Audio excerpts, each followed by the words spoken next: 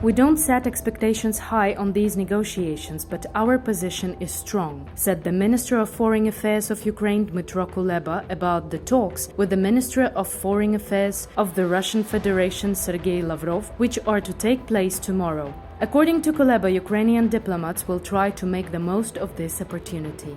Наш інтерес – це припинити вогонь, це звільнити наші території. І третій пункт – це безумовне вирішення всіх гуманітарних питань і катастроф. Це вже не питання, це гуманітарні катастрофи, створені російською армією.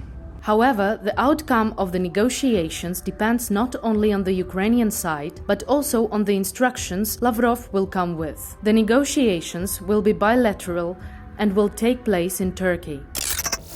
Ukrenergo informs that due to the shelling, Chernobyl nuclear power plant was completely de-energized. All nuclear facilities in Chernobyl exclusion zone have been cut off from the power supply. Energoatom explained why this situation is very threatening. About 20,000 of the spent fuel assemblies are stored at the spent nuclear fuel storage facility. About 20,000 spent fuel assemblies are stored at the spent nuclear fuel storage facility. 1. They need constant cooling, which is only possible with the power supply on. Without electricity, the pumps will not be able to cool the facility. As a result, the temperature in the pools will increase. Evaporation and release of radioactive substances into the environment will occur. The wind can transfer a radioactive cloud to other regions of Ukraine, Belarus, Russia, Europe. The fire extinguishing system is not working either. Earlier, the IAEA reported that it had lost contact with the Chernobyl monitoring systems. Russian occupiers seized the station on February the 24th. The staff are being held hostage. People do not have the opportunity to rest or work in shifts, and this is a threat to nuclear safety. As for now,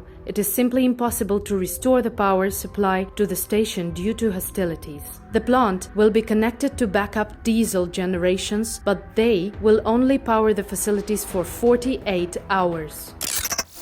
Odessa is fortifying now. The barricades can be found not only around government buildings. The symbol of Odessa, the monument to the first mayor, Duke de Richelieu, has been covered with sandbags. People also try to protect architectural monuments in the city of Lviv in western Ukraine. A few days ago, a statue of Jesus Christ was taken out of the Armenian cathedral. Last time the statue left the cathedral during the World War II. Together with the figures of the Mother of God and Mary Magdalene, they were dismantled and transported to a safe depository. Some sculptures and fountains in the market square have been wrapped in fireproof fabric and special foil. This will at least protect them from the threat of fire or shockwave.